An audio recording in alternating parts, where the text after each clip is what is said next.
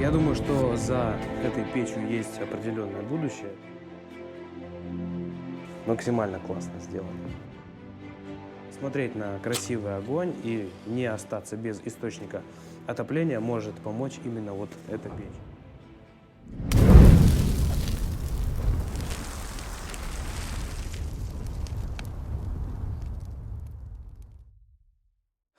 Добрый день, дорогие друзья, с вами Владислав. Это компания Салон Каминов. Сегодня мы попадаем на очередной тест-обзор одной уникальной новинки в 2024 году. Без преувеличения компания Fairway нас продолжает удивлять своими новинками. Вот, например, мы уже сняли тест-обзор на печь Rock, вы его уже можете сейчас посмотреть. А сегодня мы переходим к не менее важной новинке. Это печь Solo. Сейчас мы будем ее более детально изучать, разбирать, и у меня в руках даже есть специальный контрольно-измерительный прибор, которым мы сейчас измерим вообще все, что необходимо вам знать при покупке этой печи. Ну и что, поехали. На мой взгляд, сейчас очень удачно у компании Fairway стал прослеживаться фирменный стиль их печей, фирменный стиль их отливки. Это вот такие вот горизонтальные полоски, причем они выполнены в принципе на всех печах, которые сейчас современные выходят, именно новинки. То есть это Solo, это Rock, это печь Tango, которую мы с вами уже знаем. И, наверное, все началось с печи Verta, где эти полоски стали вертикальными. И дальше на всех печах они пошли горизонтально. То есть Verta такой небольшой уникум. Но сейчас поговорим все-таки про эту малышку. Для всех, кто любит посмотреть там на характеристики, на описание товара, мы вот табличку здесь сейчас оставим, можете смотреть. Для тех, кто хочет послушать нормальные, адекватные цифры, которые точно вам будут нужны при покупке печи, оставайтесь дальше. Мы сейчас ее будем открывать, полностью замерять внутри и смотреть, какие поленья, что влезает, как высоко она стоит.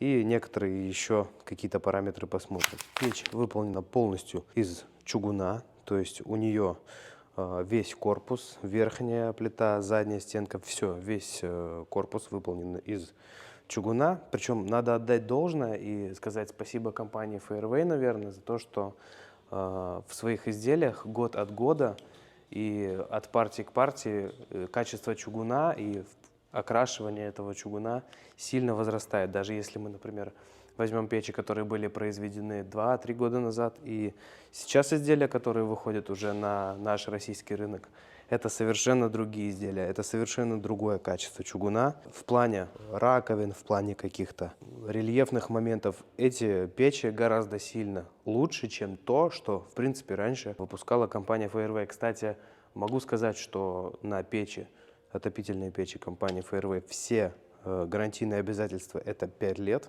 Ни один производитель на отопительные печи столько не дает. Так что за это им тоже отдельное спасибо. Визуально сейчас на нее посмотрим. Очень напоминает она нам наш какой-то телевизор, плазму или жидкокристаллический, потому что туда внутрь идет как-то.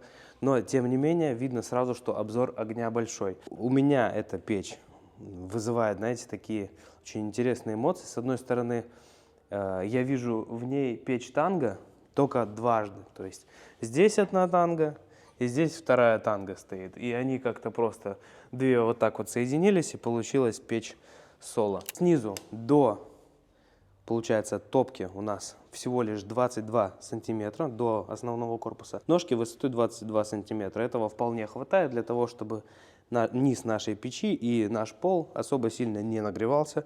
Это тоже очень классно.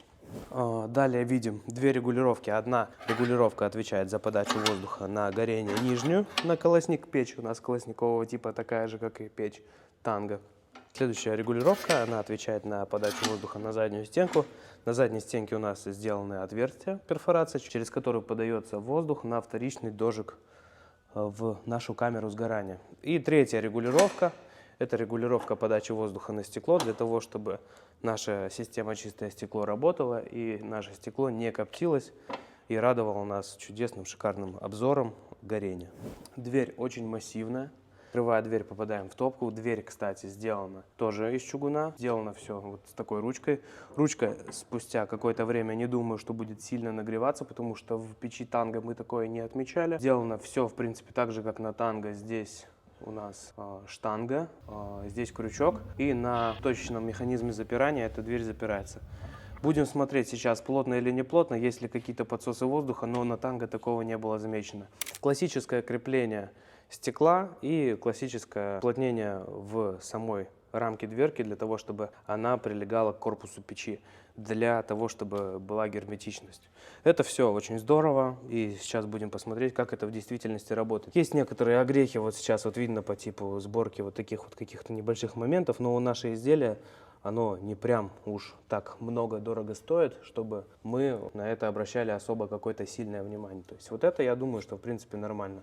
На герметичность это никаким образом влиять не будет, просто внешний вид у него немножечко другой. Внутри топка имеет вот такой вот шикарный колосник длинный. Для того, чтобы вы понимали, дрова будут закладываться вот так вот, стоя их закладывать не надо, это все-таки горизонтального горения печь. Полено здесь больше 50 сантиметров, то есть, во-первых, проем 540 и внутри топка 560, то есть полено длиной 45 и 50 сантиметров зайдут отлично в эту печь, и для кого-то это станет реальным критерием для выбора, потому что у нас, как правило, не очень любят люди пилить по 35-40 сантиметров, да даже 35, поэтому уже напиленное 50 сантиметров сюда влезает и все. Очень плотный вермикулит толщиной 26 или 27 миллиметров, короче, около 30 вермикулит толщиной. Для чего он здесь нужен? Для того, чтобы сохранять температуру во всей топочной камере и для того, чтобы это благоприятно сказывалось на наших характеристиках горения, такие как длительность и красота. Потому что при сосредоточении большой температуры по всей топке мы можем увидеть именно правильный эффект длительного горения, если все регулировки у нас при этом будут работать правильно. Но сейчас все в любом случае посмотрим, и уже здесь более подробно и вы увидите, и мы увидим, потому что мы эту печь не топили. У меня от нее реально большие ожидания, поскольку это полноценный такой отопительный прибор. Я считаю, исходя из своей массы, исходя из материалов, которые в ней использованы. Печь, кстати, я сказал, что колосникового типа. Такой вот оцинкованный зольничек в ней, перчатка с наименованием изделия, вес 158 килограмм. Написано 9 киловатт, но на киловатт на самом деле больше. Ключик для того, чтобы было удобно доставать. Ну и в принципе все, и силикагель для вашего питомца. Закладываем дрова сейчас. Немножечко покажу, как здесь некоторые системы устроены. Вот эти две системы работают через штанги. На одной заглушкой, на другой заглушка. Одна заглушка идет на заднюю стенку, вторая на колосник. В принципе, ничего такого больше. И система чистое стекло. Здесь воздух берется непосредственно с верхней части и подается подогретый уже на стекло через вот эту вот нишу. И я сейчас хотел вам еще, кстати, показать. Вот у нас есть доска 52 сантиметра. Она не зашла, она просто залетела.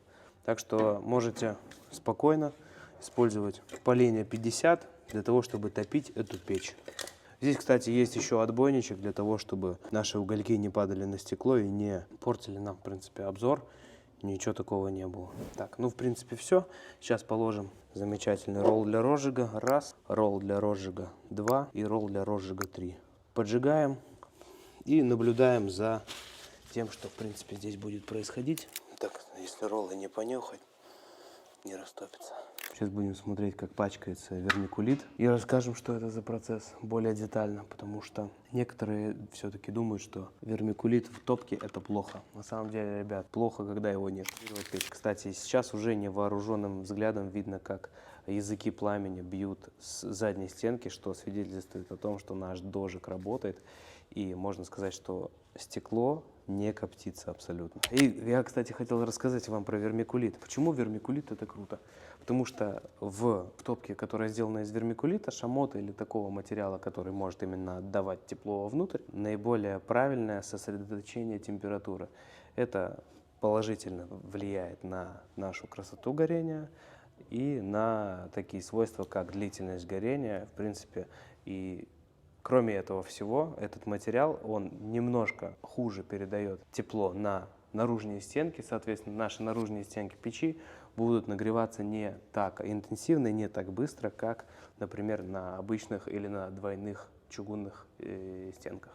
На вермикулите оседает у нас сажа. Сажа – это, в принципе, продукт горения, углерод. И он именно выгорает, еще раз подчеркиваю, слово «выгорает» с нашей поверхности, с вермикулита, и уходит уже непосредственно в трубу. Индикатором того, что печь готова к тому, чтобы перейти в режим длительного горения, в правильный режим длительного горения, это белые стенки полностью на всей печи. Ну, то есть, по сути дела, как тандыр. Мы, когда тандыр растапливаем, там стенки у нас черные. Когда они начинают отдавать тепло вовнутрь, они белеют.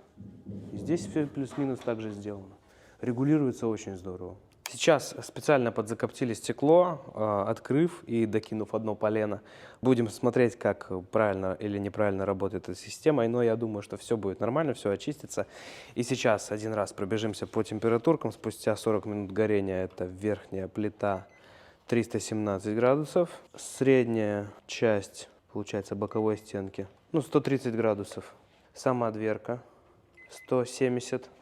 Низ дверки у нас абсолютно холодный, 50 градусов. Ручка 40 градусов. Ножки вообще не нагреваются, 35. Ну что, у нас на выходе сейчас из печи 285 градусов, на патрубке около 400.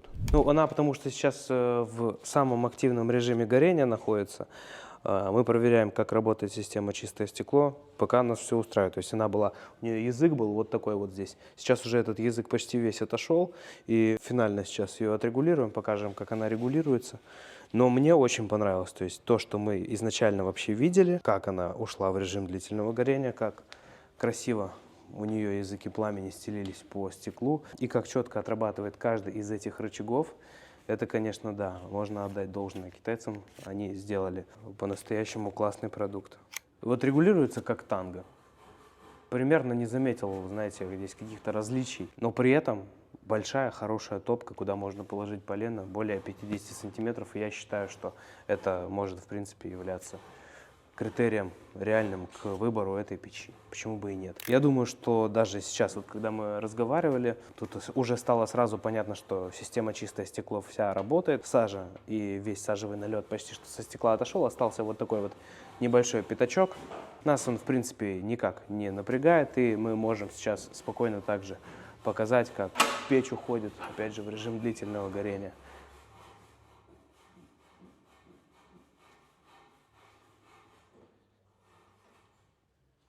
Очень классно. Прям и сверху, и снизу горение. И с задней стенки, вон как бить прям начинает. Прям видно, как с задней стенки бьет все. Очень круто. За эти деньги это качество очень крутое. Делая режим длительного горения, конечно, мы меняем температурный режим в самой топочной камере. Из-за этого наше стекло начинает немножечко обрастать сажей. Но как только мы повышаем температуру, продукты горения, сажа, они начинают выгорать и улетают полностью в нашу дымоходную систему. Это нормальное абсолютное явление. Я думаю, что за этой печью есть определенное будущее. То есть ее в любом случае будут приобретать и ставить люди на свои дачи, дачные комплексы, домики. И, в принципе, это может являться отличным источником отопления дома на 70, 80 и даже 100 квадратных метров. Ну, при недостатке тепла в каких-либо зонах можно всегда повесить конвектора, но при этом посмотреть на красивый огонь и не остаться без источника отопления может помочь именно вот эта печь. Ну а с вами был Владислав, салон каминов. Подписывайтесь и давайте обсудим в комментариях, понравилась ли вам эта печь или не понравилась. До новых встреч!